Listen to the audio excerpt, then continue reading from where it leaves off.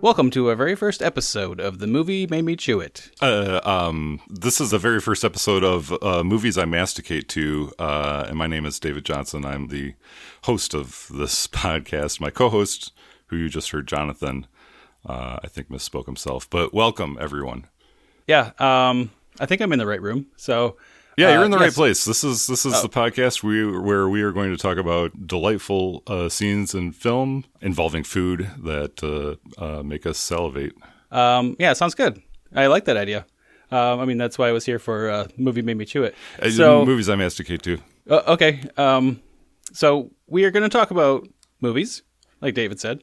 We're going to talk about food in those movies, and the kind of stuff that either we haven't eaten yet, or maybe we already have eaten that food, but the movie just brings it back and we just want to eat it again. Sometimes it's a craving. Sometimes it's just an idea. So to celebrate our what's the word for analyzation? That's kind of weird. That's not right, is it? Celebrating analyzation? Yeah, I don't think I want to say Cellulization? Yeah, I don't know. So celebrating our analyzing of UHF, our first project. Our first episode is going to be all about the Twinkie Wiener Sandwich. The Twinkie Wiener Sandwich. Now, is this something that you've tried before, David? No, this is going to be more along the lines of something that we have prepared. I have prepared a Twinkie Wiener Sandwich. Jonathan, I believe that you have a Twinkie Wiener Sandwich in front of you. I have the ingredients. I have not actually put it together yet. I suppose mine is kind of half constructed, actually, as well. But this is a meal or a snack that we are, I believe, both going to try for the very first time, as opposed to, I think most of the episodes that we'll be doing will be more along, as Jonathan said, the lines of something that we see and we instantly crave it. But this is, I've never found myself craving a Twinkie Wiener Sandwich. This is more of an experiment. This is untrodden territory for me. That is very true. So let's talk about what the ingredients are for maybe, because we haven't talked about that yet with UHF. So first of all, we have a Twinkie, which is pretty obvious. And then we have a wiener, which I went with the Oscar Mayer classic uncured wiener. I have an off-brand wiener. It's actually interesting. I feel Oscar Mayer actually was in this town that I'm recording in, Madison, Wisconsin, and they've recently moved out of Madison, and so I feel like it's kind of cast a pall on Oscar Mayer as far as Madisonians go. So I felt compelled to get an off-brand, and I won't reveal what the brand is, but I felt it was inappropriate to get an Oscar Mayer. All right. So that's good. But we both have Twinkies, right? I mean, because I don't think there's any replacement for the Twinkies. I have a Hostess Twinkie. Right. I did see on the shelf nearby was like some other off-brand, like a banana cake kind of thing, but that's not really the same thing. I didn't really see anything on the shelf that was comparable because I thought about doing like a comparison, but that wasn't going to happen, apparently. Yeah, I don't think this is a recipe that should be tampered with, really. No. So I've got the Hostess Twinkie, I've got the Oscar Mayer Wiener, and I also have, which I believe we probably have about the same thing, is just the Easy Cheese. I have Easy Cheese, yes. And I additionally, I have, which is, I guess, is a condiment to this culinary, hopefully, delight. I have a mug of whole milk also to augment the flavor profile of the Twinkie Wiener Sandwich. But I do have Easy Cheese. I commend everything you're doing with that. I thought about the milk and I just decided against it because the sandwich was really what I was interested in. I'm not. It's weird. I love milk when it's with cereal and stuff like that, but I just the thought of drinking milk or like purposefully dunking stuff in milk, in it just I just can't. Especially the fact when hot dogs are already in here and I already have like a mild hot dog aversion. So yeah, I gotta be honest with you. I'm not really looking forward to dunking it in the milk. But you mentioned your hot dog. What state is your hot dog in? Is it cold? Is it warm? Did you pan fry it? Did you boil it? I thought about all of that. They are fully cooked out of the package, so I'm just gonna eat them cold. Yep, mine's right out of the package as well. Okay.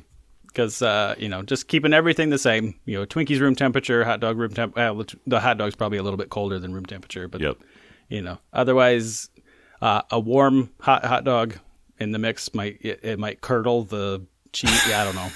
I didn't want to mess with that. Yeah, I understand. Yeah, and also too, we should say. So I don't know if we actually mentioned the Twinkie Wiener Sandwich hails from the Weird Al Yankovic 1989 film UHF. But in that film, when we see the Twinkie Wiener Sandwich, it appears that his wiener has not been, doesn't appear to be warm at all in any way. So, absolutely.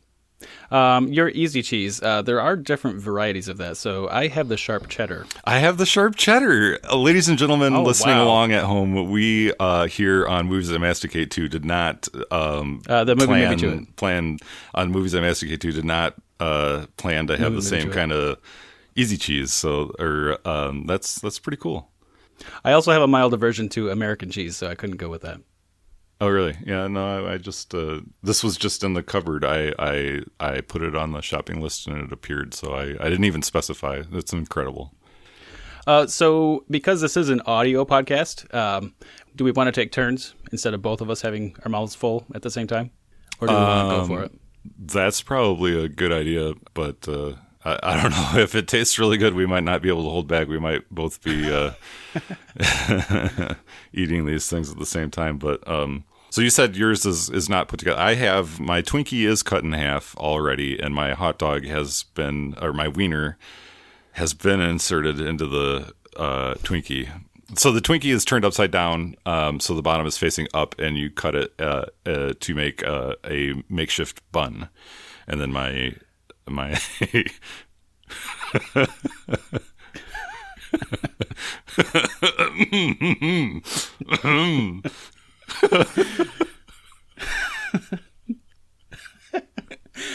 have also cut my Twinkie the same way from bottoms up, but by having any pressure on it, it seems to have split all the way through. So it is maybe it would have been better to warm the Twinkie slightly. Oh no! So now I they're still barely connected, but I almost have two halves of Twinkie and a wiener. Jonathan, you appear to not know your own strength. My Twinkie is not separated in half. I did not bifurcate my Twinkie completely. Well, I'll go first because I've got a little surprise. So okay, you can go second if that's fine with you. All right, you're going to apply the easy cheese at this point. I'm going to apply my cheese. Yeah, let's see if we can hear it here. This is a virgin bottle, so I'm not sure what's going to happen at the very first. Oh, I don't know if it's going to make any. Oh, wow, that's way too much. Okay. I don't know if you heard any of that. No, I didn't. It was very quiet. Now I have to decide which end I'm going to start with because that's too much. But I'm going to try it. I will just start off with one bite and see how it goes. Well, we're finishing this as he tries his first bite. Well, I already said it. We're definitely eating the entire sandwich. Well, that's. Is this gross? Gross sounds? No, I can handle it. Mm-hmm. Okay. Hopefully everybody else can. So first bite, first thoughts. First thoughts that was too much cheese because I basically just taste the cheese and like some hot dog. I don't taste the Twinkie at all at this moment. Did you get any Twinkie in your first bite? I did. Because my wiener exceeds the parameters of the Twinkie. Oh, okay. Mine fit pretty well. Although the Twinkie, because it spread out so far, and now it is completely two separate halves, I may not have gotten as much Twinkie. So my second bite will be more Twinkie, less hot dog. So let's try that one. Okay. As Jonathan takes his second bite, I'm going to apply my cheese, and I didn't obviously see what Jonathan did, but I'm going to try and learn from his mistake here. Oh yeah, I got a nice bead of cheese on mine. The second time, I got a lot more Twinkie, and that was much better. Of course, I have a big sweet tooth, but it's a better mixture. Getting a little more cream in there. Ladies and gentlemen, I'm gonna take a picture of how good my bead of cheese is. Oh, mine is horrible. I'm really holding this thing together with all of my fingers right now. So, are you gonna take your first bite? Oh yeah, right now. While you're taking your first bite, I'm just gonna drop a little info about Hostess.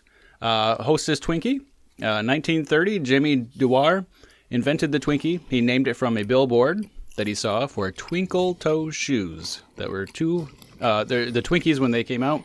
They were 2 for a nickel, which mine were much more expensive than that. Now, let me stop you right there. I wanted to get the 2-pack of... Was it a nickel? No. I always only ever had the 2-pack. I'm talking with my mouth full a little bit here, which is something that's probably going to happen a lot on this show. I apologize, ladies and gentlemen, but it's just going to be kind of a hazard of the job as we bring you the best in movie food-related eating and commenting here on Movies I Masticate To. I mean, nobody can complain because the movie made me chew it. Well, I'll allow you that, I guess. But so what I was saying is, growing up, I only ever encountered the 2-pack Twinkies, and so I really wanted to get my Twinkies for this project in that form, and I could only find the 10-count box. I could not find the 2-pack anywhere, and it's something that I don't see in gas stations much anymore, but I imagine you might... sorry I interrupted you. So two in a package for a nickel. That works perfectly, because my next note about this was that, do you remember the great Twinkie shortage of 2012 when... I do recall, yes, yep. Yeah, Hostess had some problems, and so they closed their doors. And then, business happened, and somebody bought something, and Twinkies were resumed after about 10 months in American store shelves, becoming available again in July 15th, 1913. Thank the makers. No, 19.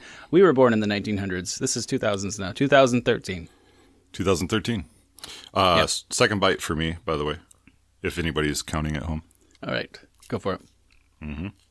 Any difference between your second and your first? Mm-hmm. Well, I did get Twinkie in the first bite. This second bite, I got more of the cream filling in the Twinkie, which is helping a lot to smooth out the sharp cheddar of the easy cheese. Yeah, I forgot that it was sharp cheddar too. So yeah, that probably didn't help I got quite a dollop on my first bite. Yeah, it's roughening the edges of that sharp cheddar. Or, excuse me, smoothing the edges. Let's see. Oh, a Weird Al connection. Hostess also is the company that sells ding dongs, and that is referenced in Weird Al's Fat. I think not the song, but the video, where somebody, and I quote, says, "Yo, ding dong man, ding dong, yo." Excellent. Are we really finishing these things? Well, I haven't. I need to do at least a third bite because I have to try it in milk. Do you not? Yeah. You don't want to finish it? It's not doing it for you, huh? Well, I have a little surprise. So on the shelf when I bought this Twinkie, there was also another variety of Twinkie where I said I was looking for different things to try out, and but this is still Hostess Twinkie, but this is the chocolate peanut butter version. So I'm going to try that. If you want to finish yours, I will move over to my chocolate peanut butter. Are you going to make a chocolate peanut butter Twinkie Wiener Sandwich or just try a chocolate peanut butter Twinkie? Oh, no. I'm going for the full Monty. Okay. All right. Well, I like this. We're kind of both diverging, but keeping on topic at the same time. So before me here, I have about half of this Twinkie Wiener Sandwich left. And before me here, I have a smallish yellow mug that was just recently brought back from the country of Colombia for me as a gift. It says Juan Valdez on it, which is kind of cool because Juan Valdez attended my wedding. So that's kind of a fun little thing for me. So anyways, in goes the Twinkie Wiener Sandwich. Okay. And just making sure I don't dribble. Here I go. Just listening to your sounds. Oh, no. My chocolate peanut butter Twinkie has already fallen apart. So I don't know if that is a change in the chemistry between the two Twinkies, that this one is already falling apart, or if that is just, maybe they're more stale. I don't know. Maybe that's my problem. Maybe I don't know how to handle my Twinkies. So before I take my first bite of this chocolate peanut butter, a little info about Oscar Mayer. Oscar Mayer himself was, this company was named after a man. He was born in Germany in 1859. He began work at a meat market in Detroit, Michigan, so we're still keeping it local for those of us on the podcast, and then moved later to Chicago, Illinois. So, again, still keeping it somewhat local. Let's see. Oh, and yes, there we go. That's your Madison, Wisconsin. I think that their headquarters always stayed in Chicago or Illinois area, and I'm shooting from the hip here, but I think that they moved the majority of their production facilities to Madison, but I don't think that they were ever headquartered in Madison per se. But when I first arrived on the scene in Madison, I did see the Oscar Mayer Wienermobiles around a lot. They were always coming and going. 1936 was the first Wienermobile. Going from 1936 down to, or up to, or closer to us, whatever, 2014, the Wienermobile became the first vehicle available for lease solely through Twitter. I'm not sure how that works, but that's interesting. That is interesting. You know what we really need to do now as the culminating episode of our podcast, Movies I Masticate To, is we need to the movie made me do it. Lease a Oscar Mayer mobile and augment because it kind of like, if you've never seen it, everybody's seen it, I'm sure, but the vehicle part of the thing is yellow in color. It's supposed to probably approximate kind of a bun, but I don't think it would take much to make it look like a Twinkie. I feel like we need to lease one and deface it to make it look like a Twinkie.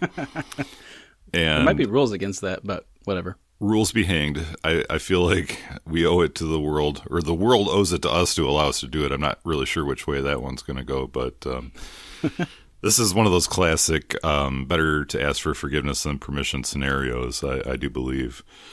Update, by the way, the milk kind of made the consistency of the Twinkie pretty gross. Overall, it didn't really affect the taste that much.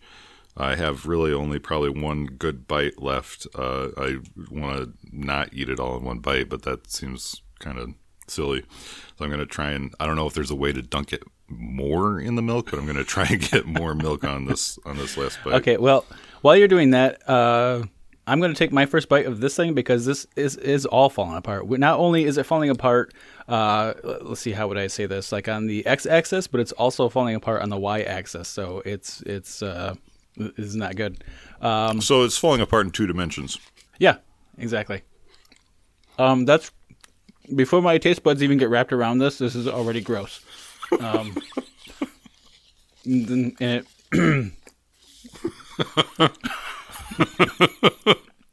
Ladies and gentlemen, I'm laughing because I'm just visualizing what Jonathan's putting himself through for you, might I add. And now that I've reached into the peanut butter of the Twinkie, it doesn't even look appealing. So more Oscar Mayer facts. You may know the Oscar Mayer Wiener jingle by Richard D. Trenchlage. He died September 21st, 2016 at the age of 87. So, which is too bad that we couldn't get him on the podcast. But I think we all know that song, the "Oh, I Wish I Were an Oscar Mayer Wiener" song. That is what I truly love to be.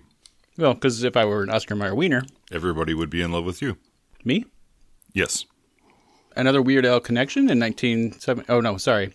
2000 and 1970. I'm going to... 1976, the Bologna song aired. So they've got a lot of jingles over there at Oscar Mayer, which is the Weird Al connection there from Bologna when he released a song, My Bologna. Mm-hmm. I hadn't really put it together that both those jingles were hailed from the same company, but I really, as Jim Gaffigan has painfully brought to light in one of his most famous bits with the Hot Pocket, food jingles have really kind of gone by the wayside, or at the very least, they're not anywhere near what they used to be, and that saddens me. But not here on The Movie Made Me Chew It. Well, we'll have to edit that out. Ladies and gentlemen, once again, I want to remind you that you are listening to the podcast that Jonathan and I are hosting. I'm hosting, Jonathan's co-hosting, Movies I Masticate To. My chocolate peanut butter Twinkie I've already taken one bite, and besides that bite, it's already in 5 different parts. I'm not going to say... You're eating that like a bear. How is that possible? Maybe I should take a picture of this, but my phone is not anywhere near me at the moment. Good thinking. The chocolate peanut butter Twinkie, I'm thinking it's okay. So I'm not telling anybody to not eat it. I don't want to dissuade anybody from enjoying themselves. But this is probably don't eat it the way I'm eating it because it's all over the place.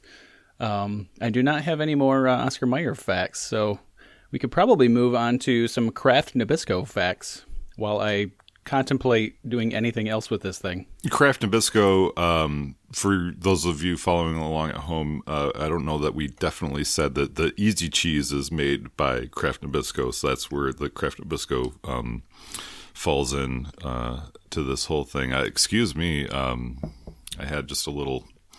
I thought I was going to be a little irpy. This particular culinary delight is talking back to me already.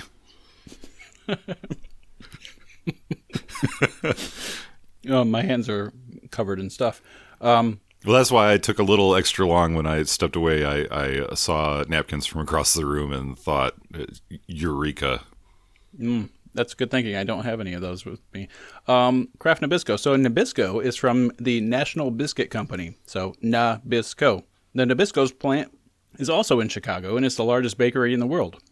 What? Crazy. Yeah, crazy. And Kraft also has roots and is headquartered in Chicago. So this whole thing is keeping it local. Who would have thought?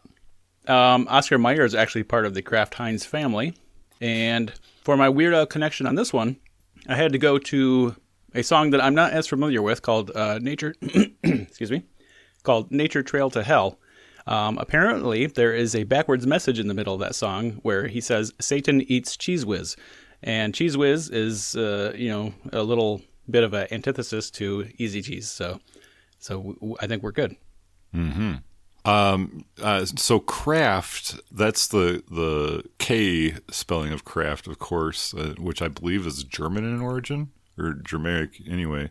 And I'm completely free-forming it here, ladies and gentlemen. No notes before me at all about Kraft, but I really want there to be a connection between Kraft, the Kraft we've been talking about, and Sid and Marty Kraft, purveyors of horrible and horrific 70s and 80s children's programs like HR Puff and Stuff and Lizville, Bugaloos, etc. So somebody out there, please write into Movies Made Me Chew It podcast and let us know what that connection is. I'm sure it's there. We can't do all the research ourselves, so I'm sure somebody out there already knows what that connection is. I'm glad you said you agreed with me that what the title of the podcast is finally. Oh, ladies and gentlemen, Jonathan has some pretty sneaky ways, which I'm sure you'll catch on to as we progress. He apparently is in post-production gone in and somehow put together something that approximates me referring to a title that was an early contender that we decided against. Once again, you are listening to Movies I Masticate To with your host, David Johnson, and your co-host, Jonathan Carlisle. Yeah, Movies Made Me Chew It with Jonathan Carlisle. So I actually opted to just forego any rest of the hot dogs, the cheese, the chocolate peanut butter. I'm just gone back to the straight Twinkie just to, cleanse my palate because that was a little bit rough, especially when trying to keep some kind of form for the microphone. Now, yeah, let me ask you, rough and well. So my experience was that taste-wise, it was all right. It was okay. Texture-wise, I was struggling a little bit, and I just caught a whiff of my own breath, and I can tell you that's going to be a problem. I don't want to think about that. No, I would say if you're going to go between the two, I would say regular Hostess Twinkie is the winner. Chocolate peanut butter is a good Twinkie, but it is not for the sandwich. Where do you stand on the milk? The milk I find doesn't really make. I would not recommend the milk. It doesn't really make that big of a difference. I think it kind of destroys. If you dunk it in milk, you're going to want to eat it almost immediately because the Twinkie starts to disintegrate kind of alarmingly fast in the milk. Well, I mean, I had Twinkies disintegrating in my hands that weren't even wet. It was just falling apart. Interesting. I don't know what's going on over there. I managed to finish that Twinkie, so at least the mess is a little bit less. The chocolate peanut butter, its remains are still on the plate, but I did bring a plate at least, so it's not everywhere. I actually didn't foresee that being as messy as it was. I definitely ate mine on a plate. I'm not a barbarian or anything like that, but did we want to do any more factoids, or for this initial episode, do we want to? I'm a bit factoid out. All right, then. Well, we definitely wanted to bring you all with us on this culinary adventure. The intersection of food and film is something that Jonathan and I are very interested in. And so we will be definitely putting together more episodes for you. But we appreciate you stopping by for our first episode. I dare say that at some point, we could probably take some suggestions. Oh, yes, absolutely. That's a great idea. If anybody has a scene in a film that involves food that makes you hunger for that food, if you've had it or not had it, or if you feel like you want to torture us by suggesting something else off the beaten path, I'm not going to start eating insects or anything, ridiculous that. But, honest to goodness food, people, Right. Like don't talk about stuff I can buy at the gas station. That's what I'm talking about. Yeah, I've seen Cannibal Holocaust, and I appreciate it for what it is. But I'm not, we're not going to be eating any people on this podcast. And this podcast being the movie Maybe Chew It, being the Movies I Masticate To, David Johnson. So we can sign off, and also we should mention that this is tying in with the other podcast of which we are good friends, UHF 62nd. That's UHF 62ND. So the UHF 62nd podcast, which will be examining the 1989 Weird Al Yankovic film UHF. Ding dong, man. Ding dong. Ding dong, yo. Anyways, thanks for joining myself and Jonathan on this first episode of Movies I Masticate To. Good night. Movie Maybe Chew It. Masticate To. Chew it.